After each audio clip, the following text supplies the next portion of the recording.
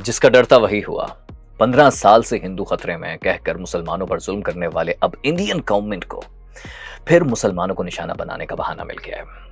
Gen Z का protest हो गया, इस्तीफा हो गया, सब खत्म हो गया, अपने अपने घर चले गए सब, लेकिन फंसा कौन?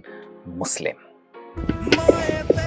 अरे यह है इंडिया का मोहम्मद जुनैद, गाजियाबाद का एक आम सा शहरी है जिसने ना कोई पत्थर उठाया, ना कोई नारा लगाया, ना वो पॉलिटिकल किसी पार्टी में है और ना ही उसने कानून की खिलाफ वर्जी की कोई, लेकिन फिर भी उसे दिल्ली पुलिस उठाकर ले गई। आखिर क्यों?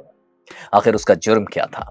आखिर उसने कानून की खिलाफ वर्जी नहीं की, किसी को मारा पीटा नहीं, तो फिर ऐसा क्या हुआ कि पुलिस उसके पीछे पड़ गई, उसकी ससुराल तक के पीछे पड़ गई? कहानी आपको सुनाते हैं, लेकिन उससे पहले वाजे कर दूं, आप इस वक्त देख रहे हैं थिंक टुडे। थिंक का मेन चैनल नहीं है, थिंक के मेन चैनल पर हम डॉक्यूमेंट्रीज पब्लिश करते हैं, जैसे कि हमने ये डॉक्यूमेंट्री पब्लिश की है, इसे आप लाजमी देखिएगा।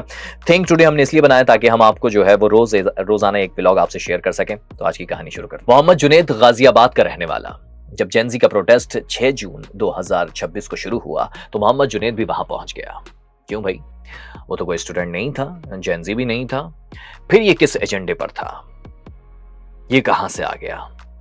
वैसे ही मुस्लिम तो वहां आतंकवादी कहलाते हैं भाई, लेकिन जुनैद यहां आया था खाना खिलाने। 1 मिनट, कितने लोगों को खाना खिलाने? 10,000 लोगों का खाना, वो भी 35 से 40 दिन तक का मुसलसल। तो यकीनन मोहम्मद जुनैद कोई बहुत रईस होगा, अमीर आदमी होगा, मगर नहीं, इसकी तो एक मामूली सी मोबाइल रिपेयरिंग की दुकान थी भाई। तो फिर इसके पास इतना पैसा कहां से आया कि वो वहां मौजूद 10,000 लोगों को 30 दिन का खाना खिलाने पहुंच गया? इसे किसने भेजा था? कि एक छोटी सी मोबाइल रिपेयर की दुकान चलाने वाला आदमी हफ्तों तक हजारों लोगों को रोज खाना कैसे खिलाता है? बस यही जुनैद की गलती है कि उसने इन जेंजीज को खाना खिलाया, और वो भी पाकिस्तान के पैसों से। कितनी अच्छी हम पाकिस्तानियों की हुकूमत, देखिए आप। और आप बिला वजह तनकीद करते हैं यार। हमसे दूर, कितनी दूर है दिल्ली, हमने वहां बैठे नौजवानों को खाना खिलाया, उनका ख्याल रखा, देखा आपने, ताकि कहीं वो डंडे लाठियों और वाटर कैनन से, अपनी ही हुकूमत के डंडे लाठियों और वाटर कैनन के प्रेशर से खाली पेट ना मर जाए। मगर ये सवाल बहुत बड़ा है कि आखिर एक गरीब आदमी मोहम्मद जुनैद के पास इतना पैसा आया कहां से? ये तो आपने कह दिया कि जी पाकिस्तान ने जो है वो खाना खिलाया, भेजा। थैंक यू सो मच, आपने हमें इतना सखी समझा, और अल्हम्दुलिल्लाह हम पाकिस्तानी हैं भी, हमारी पाकिस्तान की हुकूमत भी। खैर, अब आते हैं वापस मोहम्मद जुनैद की स्टोरी पर। मोहम्मद जुनैद, सिर्फ इस एक मोहम्मद जुनैद से गोदी मीडिया, मोदी सरकार और इन तमाम ये शिवसेना वगैरह, इन तमाम की जो है वो नींदें उड़ गई, इस एक मोहम्मद जुनैद से। लेकिन आखिर ऐसी क्या चीज थी मोहम्मद जुनैद की कि उसने गोदी मीडिया की नींदें उड़ा दी? वो आखिर इतना पैसा कहां से ला रहा था कि इतने लोगों को खाना खिला रहा था? इस सवाल का जवाब ना गोदी मीडिया को मिल सका, ना मोदी सरकार को मिल सका, लेकिन अल्हम्दुलिल्लाह इस सवाल का जवाब हमारे पास है, और अभी इसी वीडियो में देंगे, ताकि ये आप इसको, आप जो गोदी मीडिया को और इनको, आप चाहें तो मोदी सरकार को भेज भी सकते हैं वीडियो, ताकि उनको भी जवाब मिल जाए, उनको एटलीस्ट वो सुकून से सो तो सकें। हाँ, ये बात अलग है कि जेंजी आने वाले इलेक्शन में उनकी नींदें हराम करने वाले, लेकिन अभी तो सुकून से सो सके वो। बहरहाल, ये कहानी उस एहतजाज के बाद शुरू होती है जो सड़कों पर तो खत्म हो गया, मुजाहिरीन अपने घरों को लौट गए, स्टेज से भी उतर गए, लेकिन उसके बाद एक एक करके इन लोगों के दरवाजे पर दस्तक होना शुरू हो गई। जो इस एहतजाज में शामिल हुए थे, खास करके मुसलमान, जिन्हें चुन चुन कर टारगेट किया जाने लगा, और इस टारगेटेड कार्रवाई की शुरुआत हुई मोहम्मद जुनैद से। ये 24 जुलाई 2026 की बात है, जब मोहम्मद जुनैद अपने दोस्तों के साथ एक अस्पताल से वापस आ रहा था कि अचानक चंद लोगों ने उसे रोक लिया। पहले उसे लगा कि शायद कोई हमला हो गया है, लेकिन फिर इन अफराद ने कहा कि हम दिल्ली पुलिस से हैं, और फिर ये कहते ही उन्होंने मोहम्मद जुनैद की आंखों पर पट्टी बांधी और उसको एक सफेद रंग की गाड़ी में बिठाया और अपने साथ ले गए, जैसे वो कोई दहशतगर्द हो। मैं आपको बता देता हूँ, मुझे 24 की रात में पुलिस द्वारा डिटेन कर लिया गया था। पहले तो हमें बोला गया कि 10 मिनट में साहब आ रहे हैं, और अगर आपने संतोषजनक उत्तर दे दिया उनके प्रश्नों का तो आपको अभी छोड़ देंगे। तो पूरी रात साहब नहीं आ पाए, हम पूरी रात वहीं पर रहे, आंखों से पट्टी बंधी रही। और फिर सवालों का एक ना खत्म होने वाला सिलसिला शुरू हो गया। फंडिंग कहां से आ रही है? खाना कौन दे रहा है? पैसे कौन दे रहा है? इतना बड़ा इंतजाम कैसे चल रहा है? ये है मोदी का भारत।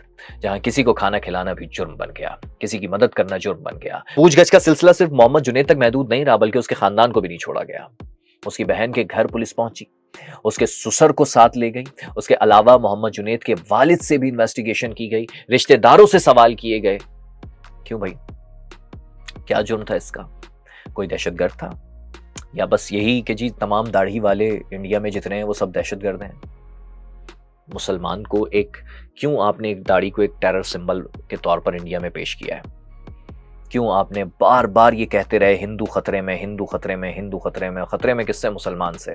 कि आपने मुसलमान को जो है वो एक डर पैदा हो जाए। लेकिन ये जेनजी है इंडिया की, जिसने अपने दिल में मुसलमानों के लिए डर पैदा नहीं होने दिया, यानी कि मुसलमानों को लेकर, और उन्होंने ये समझा कि ये इसके पीछे लॉजिक क्या है बॉस, क्योंकि जेनजी लॉजिक मांगती है। उन्होंने कहा लॉजिक क्या है बॉस, आप जो ये बात कर रहे हैं। अब मैं आपको बताता हूं कि आखिर इससे कौन सा जुर्म हुआ था जुनैद से। 6 जून 2026 को जंतर मंतर पर शुरू होने वाला एहतजाज जब दिन गुजरते गए और एहतजाज खत्म होने के बजाय बल्कि मजीद बढ़ता गया, तो मोहम्मद जुनैद ने सोचा कि अगर हजारों तुलबा कई कई दिन से सड़कों पर बैठे हैं तो कम से कम उन्हें खाना पीना तो मिलना चाहिए ना।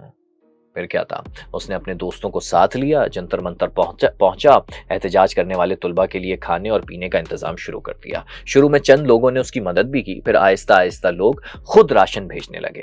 कोई आटा दे रहा था, कोई चावल दे रहा था, कोई पानी देने लगा, कोई फल भेजने लगा, और देखते ही देखते मोहम्मद जुनैद की वीडियो सोशल मीडिया पर वायरल होना शुरू हो गई। हर मजहब के लोग, हर फिरके के लोग उसके साथ खड़ा होना शुरू हो गए। हिंदू भी थे, सिख भी थे, मुसलमान भी थे, ईसाई भी थे। किसी ने कोई किसी का मजहब नहीं पूछ रहा था, सब एक दस्तरखान पर बैठे थे। ये मंजर भी आप देख सकते हैं।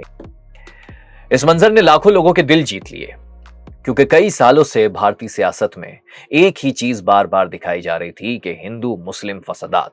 लेकिन एक मुसलमान नौजवान इन सब नौजवानों को खाना खिला रहा था, हिंदू मुस्लिम सिख ईसाई देखे बगैर, जो अपने मुस्तकबिल के लिए एहतजाज कर रहे थे कि उनका फ्यूचर ब्राइट कैसे होगा। हिंदू मुस्लिम कशीदगी में कमी आने लगी, मोदी की जमा। अब इन चीजों से गया क्या, इससे एक परसेप्शन बिल्ड हुआ। ये जो सब साथ बैठे एक एहतजाज में एक अम्ब्रेला तले हो गए, इससे परसेप्शन ये बिल्ड हुआ कि हिंदू मुस्लिम सिख ईसाई ये अलग अलग नहीं है, ये भारत के तमाम शहरी हैं जिन्हें तमाम बराबर के हुकूक मिलने चाहिए। जब ये चीज पोर्ट्रे हुई और ये वीडियोस वायरल होने लगी सोशल मीडिया पर, एक्टिव हो गई मोदी जमात कि बाबा ये तो नहीं होने देंगे, क्योंकि इसी पर तो हमारी जमात खड़ी हुई है, इसी फसाद पर, इसी नफरत पर तो हमारी जमात खड़ी हुई है। बस यही जुर्म था मेरे भाई मोहम्मद जुनैद का। जुनैद ने ये कभी नहीं सोचा होगा कि किसी भूखे को खाना खिलाना उसका जुर्म बन सकता है, पानी पिलाना भी उसको शक के दायरे में ला सकता है। जुनैद ने सिर्फ एक जिम्मेदारी उठाई थी, भूखे तुलबा को खाना खिलाना। वो अपनी जेब से ये खाना नहीं लाया, लोगों ने भेजा है और वो उसे मैनेज कर रहा है। अब वो जो लोग थे वो लोग भी ये समझेंगे जी पाकिस्तान से लोगों ने भेजा है, मिडिल ईस्ट से आ रहा है जी, ऑर्डर मिडिल ईस्ट से आ रहे हैं और डिलीवर इंडिया में जंतर मंतर पर हो रहे हैं। ये है इनकी मंतक। मोहम्मद जुनैद के बाद भी एक के बाद एक वीडियो सामने आने लगी, जहां रात के अंधेरे में पुलिस ने हॉस्टल्स में छापे मारना शुरू कर दिया और मेजॉरिटी में मुसलमानों को गिरफ्तार करना शुरू कर दिया। मोदी की सरकार ने अपने हक के लिए खड़े होने वाले नौजवानों से बदला लेना शुरू कर दिया। This is called revenge. और चुन चुन कर मुसलमानों को टारगेट करना मोदी ने शुरू कर दिया, जो कि उसकी पुरानी रिवायत है। अब आप जरा ये गौर कीजिएगा कि ये गिरफ्तारियां शुरू कैसे हुई। इसकी भी एक कहानी है, बताते हैं आपको। आपने जरूर रील्स में एहतजाज के दौरान एक सफेद गाड़ी देखी होगी, जिसके बारे में कहा गया था कि सिक्योरिटी पर्पस के लिए ये रखी गई है, वहां पर खड़ी है। वो जो मोदी सरकार के मुताबिक सिक्योरिटी पर्पस के लिए कैमरे लगाए गए थे, असल में वो स्टूडेंट्स की निगरानी के लिए लगाए गए थे। और फिर जब उस कैमरों में देखा गया, उनकी शक्लें पहचानी गई, उन्हें शिनाख्त किया गया और बाद में इन्हीं शिनाख्त की बुनियाद पर कार्रवाइयां करनी शुरू कर दी कि उसमें ज्यादातर मुसलमान कौन थे, कहां थे, किस शहर के थे। गिरफ्तारियां शुरू हो गई। कि जो मोबाइल कमांड सेंटर वाला व्हीकल है जिसपे 4K PTZ कैमरे लगे हैं, इससे आपकी एक एक हरकतों को जूम करके देखा जा रहा है। तो जब स्टूडेंट को देख लिया इन लोगों ने, प्रोटेस्ट ओवर हुआ, तो ये हॉस्टल में जा जाके पुलिस वाले स्टूडेंट्स को पकड़ रहे हैं। ऐसी खबर इंटरनेट पे चल रही है, देखो आप ध्यान से। अब लोग क्या सोच रहे हैं, जो वहां पर एहतजाज कर रहे थे, नौजवान वीडियोस बनाई, सब कुछ किया, अब वो डरे सहमे बैठे हैं। अब वो ये सोच रहे हैं कि अब उनकी बारी है एहतजाज हो गया, मुतालिबा मंजूर हो गया, सब हो गया। अब मोदी का सिस्टम एक्टिवेट हो गया। अब वो कह रहा है रिवेंज, अब बताते हैं तुम्हें। ये देखो, ये हमने गाड़ी लगाई हुई थी जिसमें तुम सबकी शक्लें आ गई हैं, वो उन्होंने अपने सॉफ्टवेयर में डाला, उससे उनको उनका घर का एड्रेस, सब कुछ डिटेल उनकी पता लग गई। जैसे हमारे यहाँ नादरा होता है, इस तरीके से तमाम उनका एड्रेस वगैरह सामने आ गया। अब वो घरों पर, हॉस्टल्स में इधर उधर छापे मारकर अब उनको पिक कर रहे हैं। और वो सारे डरे सहमे बैठे हैं, जो बहुत मजे से वीडियोस बना रहे थे। आपने कई वायरल वीडियोस देखी होंगी गानों पर, इसके अलावा जो वायरल वीडियोस हो रही थी नौजवानों की, बेचारे स्टूडेंट्स की, अब उन स्टूडेंट्स की शामत आ गई है और उनमें मेजॉरिटी मुसलमानों की है। वो मुसलमान जो उस एहतजाज में शामिल थे, जो सपोर्ट कर रहे थे, अब उन्हें मोदी सरकार चुन चुन कर उठा रही है। अब जरा आप सोचिए यार, इतना बड़ा एहतजाज हो गया, मुतालिबात मान लिए गए, सब कुछ हो गया, लेकिन ये हो क्या रहा है? ये क्यों इनको पिक कर रहे हैं, क्यों उठा रहे हैं? इनका मोराल डाउन करने के लिए। क्यों? सोचिए जरा, अगर आपने सिर्फ एक वीडियो बनाई हो, अगर आपने सिर्फ एक पोस्ट शेयर की हो, अगर आपको ये एहसास होने लगा हो कि यार आपको शायद कोई देख रहा है अब, तो क्या आप अगली बार इतनी आसानी से एहतजाज में जाएंगे? शायद नहीं। और यही वजह है कि इंसानी हुकूक की कई तंजीमें बार बार ये सवाल उठाती रही हैं कि जदीद टेक्नोलॉजी आखिर अवाम की हिफाजत के लिए इस्तेमाल हो रही है या निगरानी के लिए। ये स्ट्रेटजी है या मोदी सरकार की प्रोटेक्शन के लिए इसे जो है वो जदीद टेक्नोलॉजी को इस्तेमाल किया जा रहा है। मोदी सरकार को हिलाने वालों को खौफजदा करने के लिए इसे इस्तेमाल किया जा रहा है। और ये पहली बार नहीं हो रहा, मोदी सरकार हमेशा से यही करती है। 2002 से लेकर citizenship amendment act, NRC, Delhi फसादात और आज तक एक ही तरह की पॉलिटिक्स खेली जा रही है, डर, नफरत और खौफ। कोई एहतजाज हो, कोई बड़ा वाकया हो या हुकूमत पर दबाव बढ़ाया जाए, कुछ ही दिनों बाद नैरेटिव बदल जाता है और फिर वही पुरानी टैक्टिक्स, खासकर मुसलमानों की गिरफ्तारियां और उन पर एलिगेशंस का सिलसिला शुरू हो जाना। जरा वक्त को पीछे लेकर जाते हैं और गुजरात फसादात की एक बार फिर याद ताज़ा करते हैं। साल 2002 था, रियासत गुजरात और वजीर आला थे नरेंद्र मोदी। गोधरा रेलवे स्टेशन पर बोगी में आग लगी थी। मोदी ने हिंदुओं को मुसलमानों के खिलाफ भड़काया था और जिसमें हजारों लोग मर गए थे। फिर आया 2019, एक और नया कानून, सिटीजनशिप अमेंडमेंट एक्ट। इस कानून के मुताबिक पाकिस्तान, अफगानिस्तान और बांग्लादेश से आने वाले हिंदू, सिख, बुद्ध, जैन, पारसी और ईसाई पनाह गुज़ीनों को शहरियत देने की राह हमवार की गई, लेकिन मुसलमानों को इसमें शामिल नहीं किया गया। देखिए आप, इसी कानून के खिलाफ शाहीन बाग से लेकर जामिया मिलिया इस्लामिया तक मुल्क भर में एहतजाज शुरू हो गए थे। फिर वही हुआ, पुलिस, आंसू गैस, गिरफ्तारियां, तब भी मुस्लिम तुलबा ही टारगेट हुए थे। जामिया मिलिया इस्लामिया की वो वीडियोस आपको याद ही होंगी कि जब पुलिस ने यूनिवर्सिटी के अंदर दाखिल होकर लाइब्रेरी में बैठकर तुलबा पर के साथ जो किया था, तुलबा भागे थे, कई जख्मी हुए थे, कई गिरफ्तार हुए थे। उस वक्त भी हुकूमत का मौक़िफ़ यही था कि कानून नाफिज करने वाले इदारे अपना फ़र्ज़ अंजाम दे रहे हैं भाई। फिर आया दिल्ली फसाद साल 2020, जिसमें दर्जनों अफराद मारे गए। एक मरतबा फिर अक्सरियत मुसलमानों की थी और अब 2026 में जब तुलबा ने बेरोजगारी, पेपर लीक और अपने मुस्तकबिल के लिए आवाज उठाई है, तो फिर वही हो रहा है। कई सोशल मीडिया वीडियोस में ये दावे सामने आए हैं कि बाज मुस्लिम तुलबा को खास तौर पर निशाना बनाया जा रहा है और इसी दौरान मोहम्मद जुनैद की कहानी सामने आ गई। सोचने वाली बात है यार, मोहम्मद जुनैद ने क्या किया था? ना उसने असलहा उठाया, ना उसने किसी सरकारी इमारत को नुकसान पहुंचाया, ना किसी पुलिस एहलकार पर हमला किया। वो सिर्फ एक बड़े बर्तन में खाना बनाकर सबको दे रहा था और लोग उससे प्यार जता रहे। और फिर उस बेचारे को किस चीज का सामना करना पड़ा? पूरी रात उससे एक ही सवाल करते रहे, एक ही सवाल, फंडिंग कहां से आई? रोने लगा वो बेचारा यार कि उसका जुर्म क्या है। ये सवाल सिर्फ मोहम्मद जुनैद से नहीं पूछा जा रहा था, बल्कि शायद हर उस शख्स से पूछा जा रहा था जो इस एहतजाज को जिंदा रखने के लिए अपना किरदार अदा कर रहा था। समझ नहीं आ रहा यार कि ये जैनजी बाहर निकले, इन्होंने अपने मुतालिबात मनवा लिए, सब कुछ हो गया, तो क्या इसका मतलब है सिस्टम को इन्होंने रोक दिया, ब्रेक लगवा दिया? नहीं, जरा समझिए इस बात को। मोदी सिस्टम रुका नहीं है, सिर्फ चंद मिनट के लिए उसने ब्रेक लगाया और फिर स्टार्ट हो गया। क्योंकि जब इस्तीफा लिया है ना हमसे, जबरदस्ती इस्तीफा लिया है ना, अब देखो हम क्या करते हैं।